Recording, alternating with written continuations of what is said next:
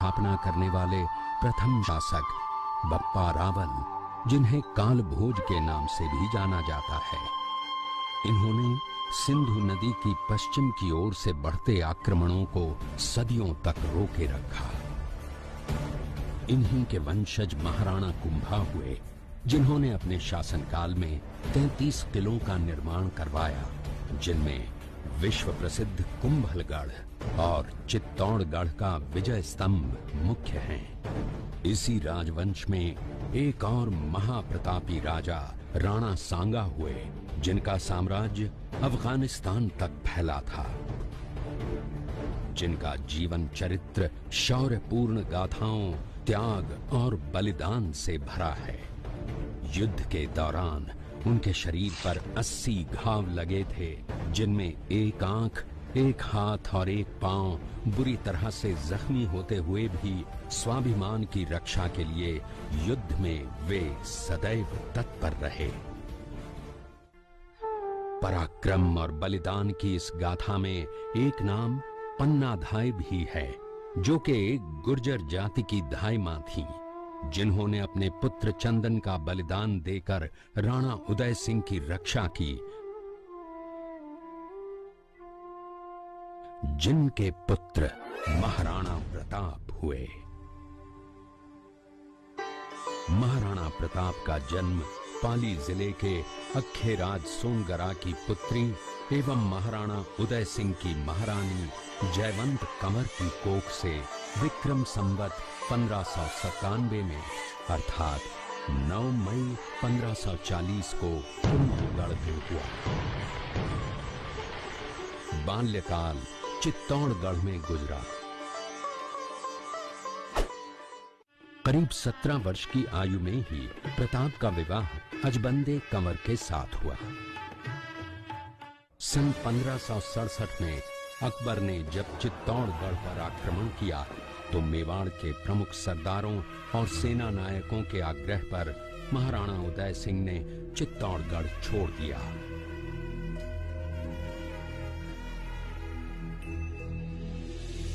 मुगलों के प्रति उनमें घृणा के भाव जागृत हो गए। अपने देश, कुल, गौरव और मातृभूमि की मर्यादा के लिए प्राण न्योछावर करने वाले योद्धाओं और ललनाओं से प्रताप ने न केवल सीख ली, बल्कि ये घटना उनके जीवन का आधार बन गई। अपने पिता के साथ दुर्गम पहाड़ों में रहने के बाद प्रताप ने गोगुंदा में अपना पड़ाव कायम किया। फरवरी 1572 को महाराणा उदय सिंह का देहांत हुआ।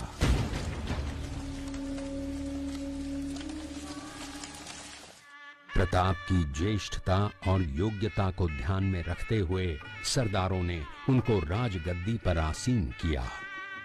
होली के दिन उनका गोगुंदा में राज तिलक हुआ।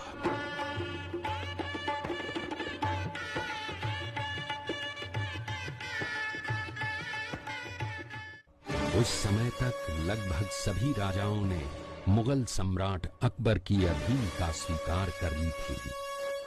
एकमात्र महाराणा प्रताप ने अपना मस्तक अकबर के आगे नहीं झुकाया। अपनी स्वाधीनता और सार्वभौमिकता के अधिकार को सर्वोपरि माना। अपने दृढ़ निश्चय का परिणाम प्रताप अच्छी तरह जानते थे। प्रताप मुगलों से लोहा लेने की तैयारी में जी जान से जुट गए। 18 जून 1576 की सुबह हल्दी घाटी और खमनोर के मध्य एक मैदान में ऐतिहासिक युद्ध हुआ, जो बाद में रक्त तलाई के नाम से जाना गया।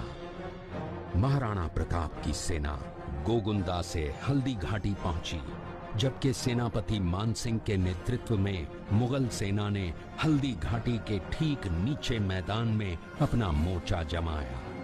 मुगल सेना के हरावल दस्ते द्वारा घाटी में घुसपैठ करने के प्रयास की प्रतिक्रिया स्वरूप महाराणा प्रताप की सेना मुगलों पर टूट पड़ी।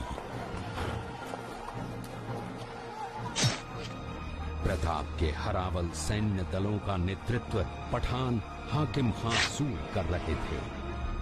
भीलू राणा, जो राणा पूंजा के नाम से भी जाने जाते हैं, उनके नेतृत्व में भील आदिवासियों ने गोरिल्ला पद्धति से युद्ध करते हुए मुगलों के छक्के छुड़ा दिए। देखते ही देखते शाही सेना में खलबली मच गई। रक्त तलाई घोड़ों की टापों, हाथियों की चंघाड़ों और तलवारों की झनकारों से गूंज उठी। चारों तरफ हाहाकार मच गया।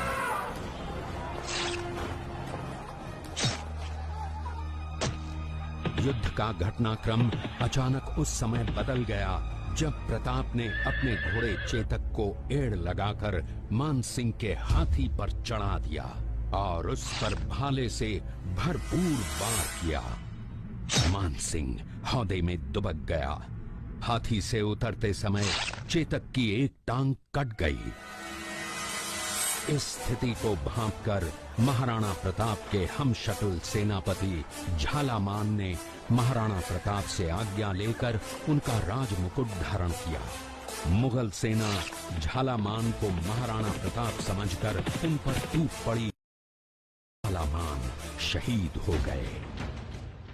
उधर चेतक ने अपने स्वामी को 5 किलोमीटर तक 3 टांगों पर ही लेकर एक बरसाती नाले को पार किया। उसके पश्चात उसके प्राण पखेरु उड़ गए। इस युद्ध से महाराणा प्रताप के मन पर गहरा प्रभाव पड़ा।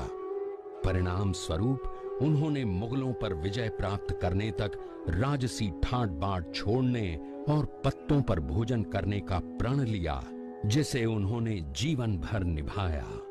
महाराणा प्रताप ने अपना सैन्य बल बढ़ाकर सर्वप्रथम अरावली पर्वत की घाटियों में बसे दिवेर पर चढ़ाई कर विजय प्राप्त की। इसके बाद कुंभलगढ़ पर भी विजय प्राप्त की। सिर्फ चित्तौड़गढ़ को छोड़कर सारे मेवाड़ को अपने अधीन कर लिया। कालांतर में महाराणा ने चावंड में अपनी राजधानी स्थापित की।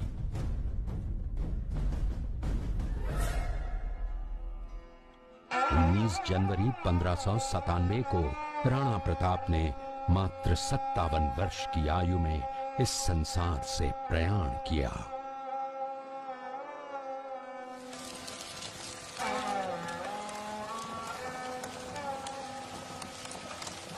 हल्दी घाटी का युद्ध एक सांप्रदायिक युद्ध न होकर आत्मसम्मान, मातृभूमि की स्वतंत्रता व स्वाधीनता का संघर्ष था।